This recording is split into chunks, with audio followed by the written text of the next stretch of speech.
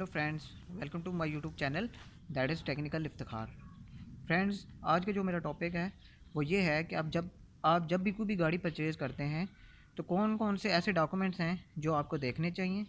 ठीक है। और इस बात को आपको जो है वो इंश्योर कर लेना चाहिए कि आया ये डॉक्यूमेंट्स और ये जो गाड़ी आप ले रहे हो वो ठीक है कि नहीं है, ताकि आप किसी किस्म का जो भी फ्रॉड है उससे बच सकें। तो पहली चीज़ तो ये है कि आपने जो है वो गाड़ी देखनी है। गाड़ी देखने के बाद आपने उसका कलर, उसकी इंजन की चेसी, उसके जो इंजन का नंबर है, चेसिस प्लेट वगैरह है, वो आपने देख लेनी है। वो आपने देखने के बाद आपने जो है वो सेलर जो है उससे आपने रजिस्ट्रेशन बुक जो है वो डिमांड करनी है। रजिस्ट्रेशन बुक में आपने ये चीज़ देखनी है कि आया जो रजिस्ट्रेशन बुक के अंदर गाड़ी का मॉडल, उसकी रजिस्ट्रेशन डेट, प्लस उसका जो कलर, ठीक है, इंजन चेसिस नंबर, वो आया वही है कि जो आपने एक्चुअल गाड़ी का देखा है। ठीक है। मैं आपको बता सकता हूँ कि जब मैं अपनी गाड़ी ले रहा था तो उस वक्त मैंने जो है वो एक ऐसे सेलर से मेरा वास्ता पड़ा कि जो गाड़ी का एक्चुअल कलर जो रजिस्ट्रेशन बुक के अंदर लिखा हुआ था वो और था, और जबकि गाड़ी का एक्चुअल कलर और था और रजिस्ट्रेशन बुक के अंदर जो लिखा हुआ था वो और था। तो वो ये होता है कि सेलर तो ये कह रहा था कि ये जो है वो क्लैरिकल मिस्टेक है, लेकिन बाद में जो है वो बाद ऑफ ऐसे भी होता है कि आपको उसको करेक्ट करवाने के लिए काफ़ी जो है वो फिर आपको एक्साइज ऑफिस वालों के चक्कर वगैरह लगाने पड़ते हैं। ठीक है। और वो आपके लिए वो बड़ा प्रॉब्लम बन जाता है। दूसरी चीज़ ये है कि आपने ये बात तो इंश्योर कर ली कि जो है वो उसकी जो मॉडल है, उसकी engine number, chassis number, colour, वो ठीक है। तो फिर आपने उससे जो है वो दूसरी चीज़ जो है वो ये डिमांड करनी है, उसका वैलिड CNIC। आप उसको ये देख लें कि आया उसका CNIC जो है वो एक्सपायर तो नहीं है। ठीक है। तीसरी चीज़ जो है वो, ये चीज़ें आपको क्यों ज़रूरत पड़ती हैं, ये चीज़ें आपको उस वक्त ज़रूरत पड़ती हैं जब आपने अपने गाड़ी को अपने नाम पे ट्रांसफ़र करवाते हैं। तो ट्रांसफ़र करवाते वक्त भी जो है वो यही चीज़ें आपसे जो है वो डिमांड की जाती हैं। ठीक है। आजकल जो है वो रजिस्ट्रेशन बुक भी है और स्मार्ट कार्ड आना शुरू हो गए हैं। तो सेम यही चीज़ें हैं जो आपने रजिस्ट्रेशन बुक के अंदर इंश्योर करनी है, वो आपने स्मार्ट कार्ड के अंदर भी इंश्योर करनी है। और स्मार्ट कार्ड में ये भी आपने इंश्योर करनी है कि आया वो आपको कलर कॉपी तो नहीं दे रहा। ठीक है। वो जेन्युइन होना चाहिए। और उसके बाद जो है वो नेक्स्ट आ जाता है कि जब आपने जो है वो ये ले ली उससे, ठीक है, फिर आपका जो है वो जब आपने अपने नाम पे करवानी होती है तो उसके लिए आपको जो है वो आजकल जो प्रोसीजर चल रहा है उसमें यही होता है कि जो बायर और सेलर हैं, ये वो दोनों की प्रेजेंस जो है वो ज़रूरी है। अगर बायर वहाँ पे अगर जो है वो सेलर वहाँ पे नहीं जा सकता तो आपने उससे इलेक्ट्रॉनिक जो है वो ट्रांसफ़र आर्डर जो है वो एक स्लिप होती है, वो आपने उससे डिमांड करनी है।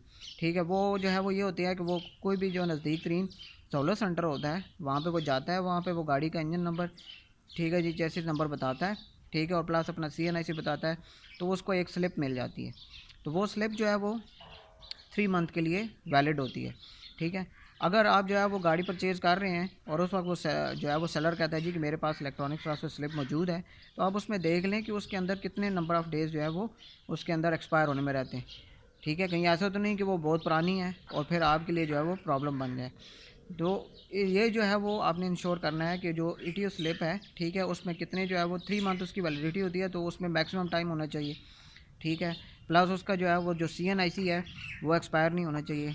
प्लस जो उसकी स्मार्ट कार्ड या जो भी रजिस्ट्रेशन बुक है वो जेन्युइन होनी चाहिए, ना कि डुप्लीकेट वगैरह, मतलब उसमें जो है वो फिर आपके लिए प्रॉब्लम आएंगे। और सबसे इम्पोर्टेंट चीज़ ये है कि लोग कहते हैं जी कि ये ओपन ट्रांसफ़र जो है वो गाड़ी है, तो कोशिश करें कि ऐसी गाड़ी से आप जो है वो दूर ही रहें। उसकी रीज़न ये होती है कि जो आपका सेलर होता है उसने अपने नाम पे गाड़ी करवाई नहीं होती। ठीक है। और जब आप अपने नाम पे करवाना चाह रहे होते हो तो वो ओपन ट्रांसफ़र लेटर जो है वो किसी सूरत भी आज एक्सेप्टेड नहीं होता। तो उसके लिए फिर क्या होता है, वो कहता है जी कि मैंने फ़लाँ ओनर से ली थी। ठीक है। और फिर उसमें यही होता है कि वो ओनर जो है बाद दफ़ा तो मिल जाता है, और बाद दफ़ा ऐसे भी होता है कि वो बड़ा मुश्किल हो जाता है, वो किसी आउट और अदर सिटी का होता है। मैं आपको जो है वो इसका एक बता भी सकता हूँ कि एक वाक़या के एक मेरे दोस्त ने गाड़ी ली। ठीक है। वो जो सेलर था वो उसके शहर में मौजूद था, लेकिन वो चूँकि ओपन ट्रांसफ़र लेटर था उसके पास, तो उसने कहा जी कि मैं आपको इसकी ETO स्लिप ले दूँगा। ठीक है। लेकिन वो जिस बंदे से उसने ली थी वो तकरीबन 2 से 3 ईयर्स बिफ़ोर उसने ली थी, और वो बंदा कहीं जो है वो मुल्तान के किसी गाँव में था। तो उसको जो है वो बहुत ज़्यादा प्रॉब्लम जो है वो फ़ेस करना पड़ा। ठीक है। गाड़ी तो उसने ले ली थी, और उसने जो है वो जो स्टाम्प पेपर था उसके अंदर यही मेंशन किया था कि 50,000 जो है वो मैं तब पे करूँगा जब मुझे ये ETO स्लिप जो है वो प्रोवाइड करेगा। तो वो तकरीबन उससे 1 से 2 माह जो है वो उसको एटीओ स्लिप लेने में लग गए, क्योंकि वो जो पिछला ओनर था उसने इस बात से बिल्कुल जो है वो डिनाई कर दिया कि मैंने आपको पहले भी एटीओ स्लिप लेके दी थी, तो आपने अपने नाम पर क्यों नहीं करवाई। ठीक है, तो ये होता है कि वो डीलर्स जो होते हैं वो अपने नाम पे अक्सर इसी वजह से नहीं करवाते गाड़ी, क्योंकि वो उनको एक तो टैक्स से बचने के लिए, ठीक है, तो वो उन्होंने जो है वो रखी होती है गाड़ी ओपन ट्रांसफ़र पे, तो अगला जो भी आता है बायर, तो वो उसको फिर ये जो है ना वो प्रॉब्लम फेस करने पड़ते हैं। तो ये छोटी छोटी कुछ चीज़ें थी जो बहुत ही इंपॉर्टेंट थी, तो सोचा कि आप लोगों के साथ शेयर की जाए।